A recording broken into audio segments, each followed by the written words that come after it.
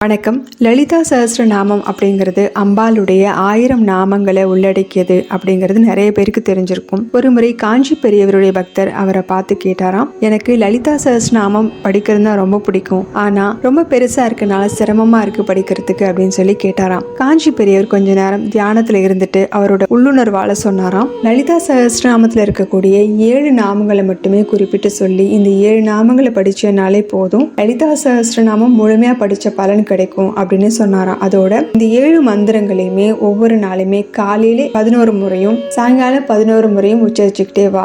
எப்போ இந்த 7 நாமங்களையும் 1,00,000 முறை நீ உச்சரிக்கிறியோ அப்ப உன்னுடைய கோரிக்கைகள் நியாயமானதா இருக்கும் பட்சத்தில் கண்டிப்பா அது நிறைவேறும் அப்படின்னு சொன்னாராம். அதோட உனக்கு தெரிஞ்சவங்களுக்கும் இதை சொல்லிக் கொடு அப்படின்னு சொல்லியிருக்காரு. அந்த 7 நாமங்களை லலிதா சப்த நாமாவளி அப்படின்னு சொல்றாங்க. அந்த 7 நாமங்களை தான் நாம இப்ப பார்க்க போறோம். ஓம் ஸ்ரீ மாத்ரே நமக, ஓம் ஸ்ரீ அன்னதாயே நமக, ஓம் ஸ்ரீ வசுதாயே நமக, ஓம் ஸ்ரீ சசாமர ரமாவாணி சவ்ய தர்ஷன சேவிதாயே நமக, ஓம் ஸ்ரீ கடாஷ கிங்கரி பூத கமலா கோடி சேவிதாயே நமக, ஓம் ஸ்ரீ சிவ சக்தியைக்க ரூபின்யை நமக, ஓம் ஸ்ரீ லலிதாம்பிகாயை நமக. இந்த ஸ்லோகங்களுடைய பொருளையும் பார்த்தரலாம். ஓம் ஸ்ரீ மாத்ரே நமக அப்படின்னா அம்பால நம்மளுடைய அன்னையாக குறிப்பிடுறது. ஓம் ஸ்ரீ அன்னதாயை நமக, அன்னம் வழங்கக்கூடிய அன்னபூர்ணேஸ்வரியாக குறிப்பிடுறது.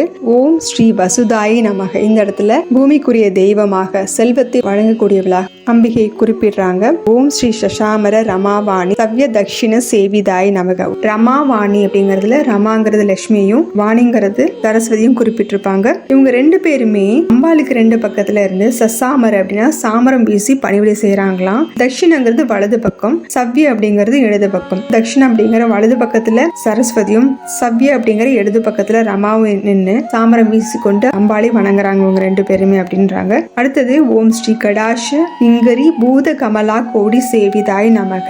ஓம் ஸ்ரீ கடாஷ் அப்படின்னா அம்பாளுடைய கடைக்கண் பார்வை, கிங்கரி அப்படின்னா பணிப்பெண்கள், கமலா அப்படிங்கிறது தாமரை மலர்ல இருக்கக்கூடிய லட்சுமி தேவியை குறிக்கிறது. கமலா கோடி சேவிதாயே, லட்சுமி ஒரு லட்சுமி அங்க இருக்கு இல்லையா, கோடிக்கணக்கான லட்சுமிகள் அங்க இருந்து அவங்கள பூஜை பண்றாங்களாமா, அதை அங்க குறிப்பிட்டிருப்பாங்க. ஓம் ஸ்ரீ சிவ சக்தியைக்க ரூபினி நமக, சிவனும் சக்தியும் இணைந்த ரூபத்தை உடையவளே அப்படின்னு இந்த இடத்துல குறிப்பிடுறாங்க. அடுத்ததா ஓம் ஸ்ரீ லலிதாம்பிகாயை நமக அப்படிங்கிறது லலிதாம்பியை குறிப்பிடுறது.